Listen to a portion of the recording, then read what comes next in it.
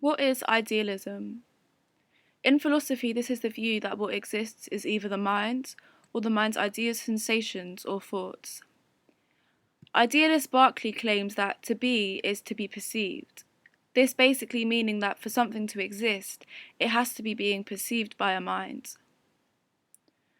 Berkeley came after Locke, who was an indirect realist claiming that we perceive objects which are independent of the mind, but do so by perceiving sense data that is mind dependent.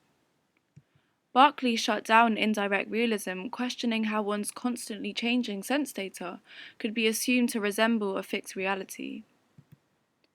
Whilst Locke argued that all things have both primary and secondary qualities, primary qualities being inseparable from an object, meaning they belong to an object without having to be perceived, such as mass, density, weight, extension, and secondary qualities which instead rely on being perceived, such as colour, taste, and smell.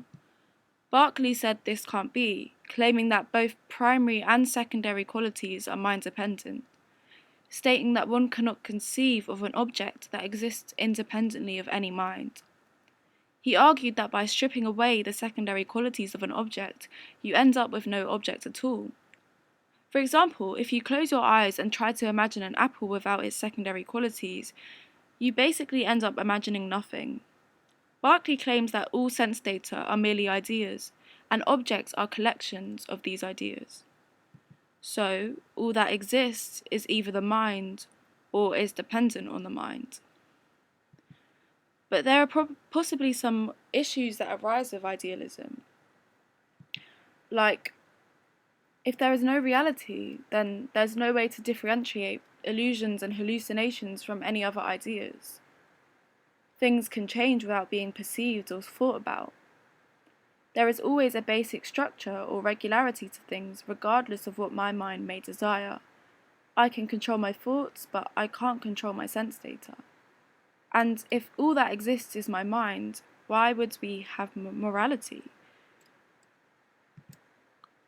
Berkeley's response to this is God. God is all-knowing, all-powerful, all-good, exists everywhere and for all time. So God will always know what is true. God is the ultimate perceiver, always perceiving all things, existing through all time. And God is good, so ensures regularity of things. Berkeley claims all that exists is God's mind, and within this, minds and their ideas. And our ideas are constantly trying to interpret God's, but we can never fully know or understand God. Problems may still arise, as Berkeley may be accused of basically just using a God of the gaps, meaning just using God to fill the gaps in his theory. Like, imagine if whenever there was something that couldn't be explained, you said, oh well, there's a God who works in mysterious ways, and you can never actually have a coherent idea of this God. You would say that's bullshit, but isn't that basically what Berkeley has done? Well, Berkeley disagrees, saying that God is the best explanation for some power outside of the mind, claiming that rather than this theory being saved by God, it actually explains God's existence, and that the idea of some substance matter is actually a much bigger cop-out than the idea of God. However, it may also be argued that the concept of God in itself is contradictory, as God must know suffering or suffer pain. However, this must make God imperfect. Berkeley's response to this: God understands pain and allows humans to endure pain or sensations against our will, in accordance with his laws of regularity. However, God does not passively suffer himself. God is instead aware of all sensations and governs the manner and order of their appearance. Berkeley manages to overcome these problems presented to him, but questions may still arise, such as, what are the true roles of God?